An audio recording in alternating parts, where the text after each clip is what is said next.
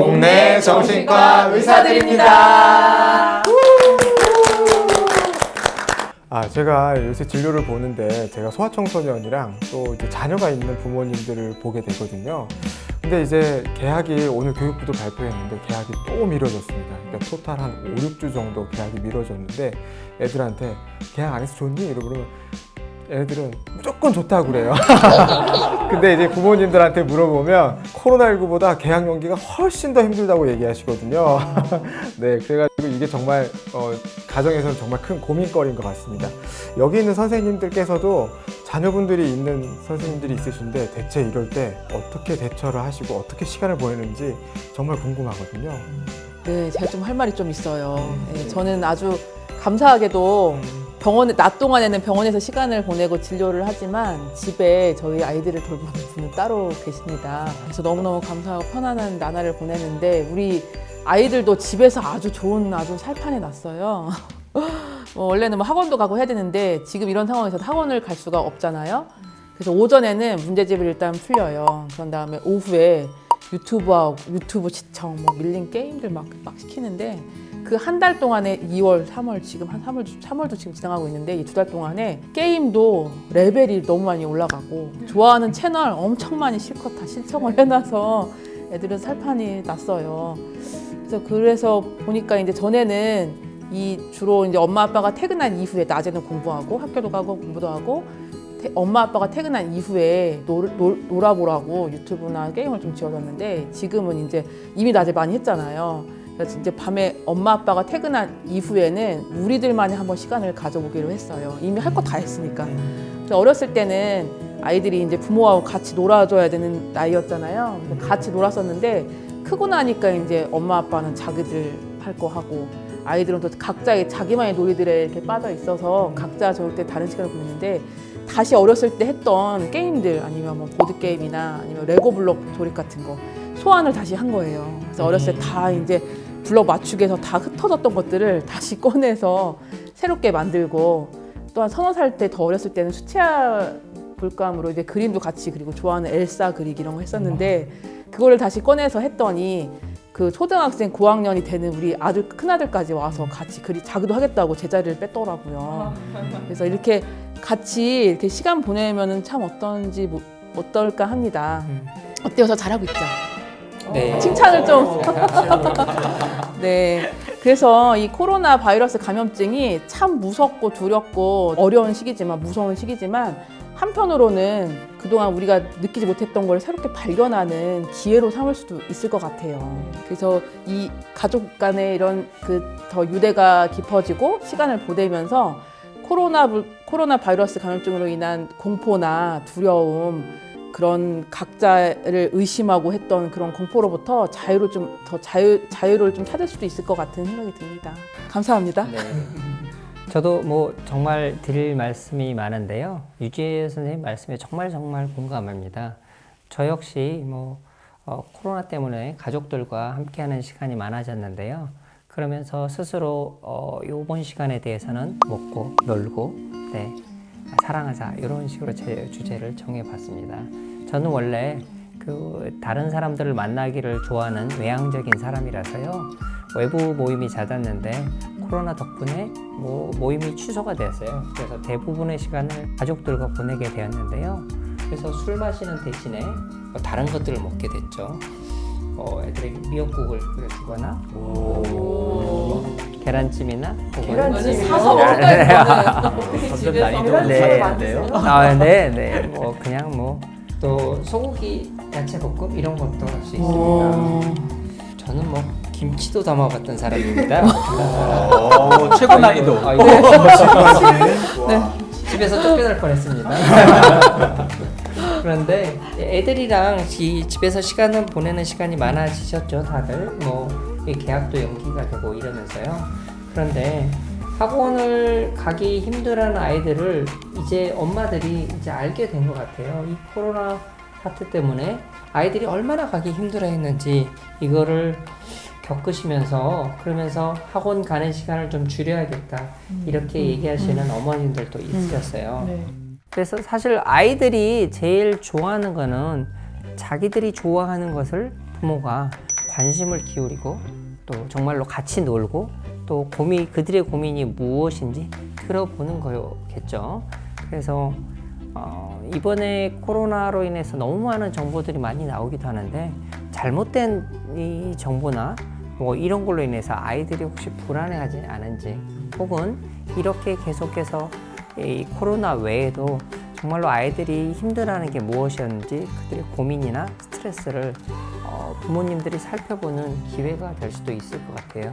유지혜 선생님 말씀처럼 이렇게 아이들이 정말 힘들어하는 게 무엇인지 관심을 기울이고 있는 좋은 기회가 될 수도 있는데 정말 이런 코로나가 우리나라를 덮고 있는 이런 상황이 정말 심각한데 그럼에도 불구하고 이런 위기 상황 속에서 우리가 가족에 대해서 생각하게 되고 오히려 삶의 어떤 더 깊이 생각하게 되고 삶의 의미 혹은 가치를 찾아볼 수 있는 정말 좋은 기회로 삼을 수도 있을 것 같습니다.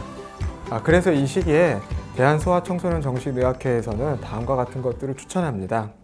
1번, 시간을 계획하세요. 학교나 어린이집을 가지 않으면 수면 시간이나 식사 시간이 매우 불규칙해지기 쉽습니다. TV나 스마트폰 시간도 통제가 잘 안 됩니다.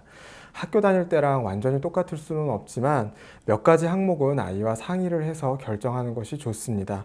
그래야 갈등도 줄어들고 몸과 마음의 건강도 유지할 수 있습니다. 단 중요한 것은 꼭 아이와 상의를 해야 한다는 것이고요. 너무 많은 것을 정하면 아무것도 지킬 수 없다는 것을 유의해 주시기 바랍니다.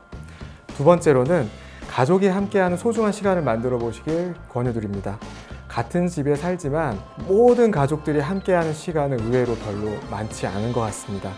뜻하지 않게 집에만 있는 상황이 힘들고 어려운 것은 분명한데요. 하지만 이런 기회를 통해서 온전히 가족들에게 집중하고 이제 시간을 가져보는 것은 어떨지 말씀드립니다. 그래서 어릴 적 사진첩을 보거나 같이 보드게임을 하거나 미술을 하거나 가족회의를 해보는 것도 좋을 것 같습니다. 세 번째는 Eat, Play, Love입니다. 집에서만 계속 지내다 보면 식습관이 굉장히 불규칙해지고 인스턴트 식품 많이 먹게 되죠. 그래서 입맛 떨어지는 경우도 굉장히 많고요. 그래서 사랑하는 가족들하고 맛있는 음식을, 건강한 음식을 만들어 보는 게 어떨지 권유드립니다. 여기서 중요한 것은 꼭 아이들하고 상의를 해서 재료를 구매하시는 걸 추천드립니다. 그렇게 했을 때 아이들의 기대 혹은 관심을 더 많이 불러일으킬 수 있고요. 그렇게 해서 만든 음식을 아이들하고 같이 먹어보시는 걸 추천드립니다. 여기서 또 다른 정말 중요한 지점이 있는 것 같아요. 제가 이런 사태를 겪으면서 죽음에 대해서 한번 생각해 보게 됐어요. 죽는 거라는 건 무엇인가? 죽음이란 무엇인가? 그러면서 도리어 삶을 깊이 의미 있게 더 진지하게 좀 대하게 됐던 것 같아요. 그러면서 제가 소개해드리고 싶은 책이 있어요. 빅터 프랭클의 죽음의 수용소에서라는 책입니다. 빅터 프랭클이라는 유대인 정신과 의사가 제2차 세계대전 때 독일 아우슈비츠 수용소에 끌려갔었어요. 그가 보니까 2차 세계대전 한창인 당시 1944년 성탄절부터 그 다음 새해까지 일주일간 사망률이 매우 급격히 증가했다는 것을 발견했는데 여기에는 다른 이유가 없었습니다. 많은 수감자들이 성탄절에는 집에 갈 수 있겠지라고 막연히 희망을 품고 있다가 참담한 현실에 직면하고 나자 절망을 느끼면서 일시적으로 한꺼번에 무너져 버렸던 거예요.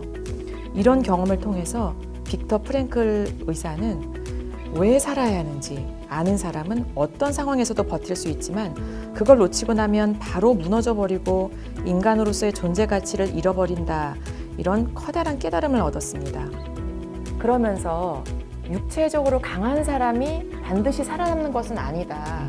이런 거를 깨닫게 된 거예요. 살아남느냐 죽느냐 이런 결정은 그 당사자의 내적인 힘, 즉 이런 끔찍한 경험을 했을 때 이거를 자신의 성장에 이용을 할 수 있느냐 없느냐 이거에 따라서 삶이 지속이 되느냐 아니냐가 좌지우지된다. 이런 게 빅터 프랭클이 말하는 로고테라피의 이론입니다. 아우슈비츠 수용소에서 언제 가스실로 가야 될지 모르는 그런 상황 속에서 어떤 사람은 미리 희망의 끈을 놓아버리고 죽음에 이르고요. 하지만 어떤 사람은 가스실에 끌려가더라도 당당하게 기도하며 인간의 긍지를 지키면서 가진 채 들어갈 수 있었다고 해요. 정리하자면 인간은 어떠한 상황 속에서도 자신의 삶의 의미만 찾을 수만 있다면 그러면 당당히 살아갈 수 있다. 이게 바로 이 내용의 가장 중요한 핵심이라고 할 수 있겠습니다. 우리가 코로나 때문에 죽음을 조금 더 자주 생각하게 되는 것 같아요. 그런데 그렇기에 동시에 삶에 좀 더 기품 있는 의미들을 더 깊이 있게 생각하게 되는 것도 같습니다. 선아쌤, 정말 좋은 내용이고요. 하트 하나 날려드립니다. 저도 저는 선아쌤이 말씀하신 거에서 조금 관점을 바꿔서 얘기를 해보려고 합니다. 몸에 관해서 얘기를 하려고 하는데요. 우리의 마음 그리고 감정이 시작되는 것도 결국엔 뇌이기 때문입니다. 우리의 일상이 코로나 바이러스로 인해 많이 제약을 받지만 우리가 할 수 있는 한도 안에서 규칙적인 생활을 하는 것이 굉장히 중요합니다. 일정한 시간에 일어나고 일정한 시간에 잠들고 일정한 시간에 식사를 하고 균형 잡힌 식사를 하는 것도 신체 건강 유지하는 것에 굉장히 중요한 역할을 합니다. 이선아 선생님이 말씀하신 빅터 프랭클도 자신을 돌보기 위해서 그 열악한 환경에서도 면도를 했다고 하는데요. 면도칼이 따로 있지 않아서 깨진 유리를 가지고 면도를 했다고 하는데 이렇게 자기 자신을 돌보는 거 그리고 따뜻한 물로 목욕을 하는 거 이런 것들도 몸의 긴장을 풀어주고 재정비를 하는 데 도움을 줍니다.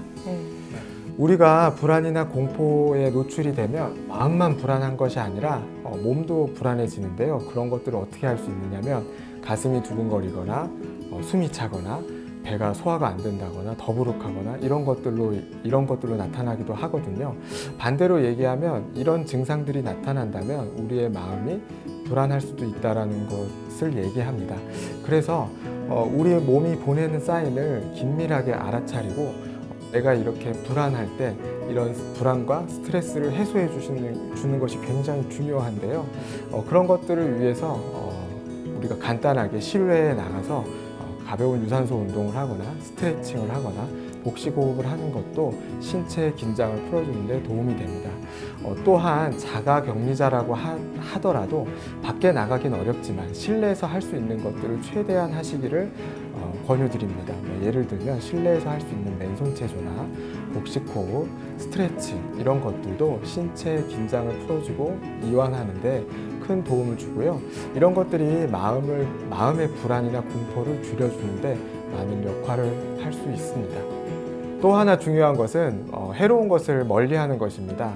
과도한 음주나 담배, 카페인 이런 것들을 멀리하는 것도 몸의 건강을 지키고 마음 건강을 지키는 데 큰 도움이 됩니다. 앞에서 많은 선생님들이 좋은 얘기를 해주셨습니다. 삶의 의미를 성찰하는 거, 신체적 활동을 하는 거, 일상을 유지하는 거, 그리고 가족들과 소중한 시간을 보내는 거, 나를 돌보는 시간을 갖는 거. 거기에 더해서 한 가지 더 제가 얘기하고 싶은 것은 우리가 코로나19라는 전염병 앞에서 낯선 사람들이 나에게 병을 옮길 수도 있다는 생각 때문에 다른 사람들을 비난하고 경계하게 되지만 결국 이 전염병의 끝은 있다는 거. 그리고 이 어려움을 극복하기 위해서 우리 모두는 어쩌면 소중한 이웃이고 동료라는 사실. 이런 사회적 연대감이야말로 이 코로나19라는 어려움을 극복하는데 가장 큰 중요한 덕목이라고 할 수 있을 것 같습니다.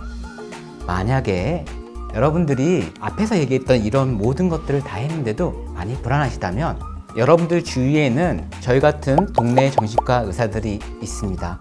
그분들의 전문적인 도움을 받는 것이 좋을 것 같습니다. 그때 저희 정신과 의사들은 적응장애라는 진단을 붙입니다. 적응장애는 누구나 다 겪을 수 있는 일상생활의 스트레스로 인해서 정서적인 어려움이나 행동 문제, 불면 같은 증상들이 생겼을 때 붙이는 진단이에요.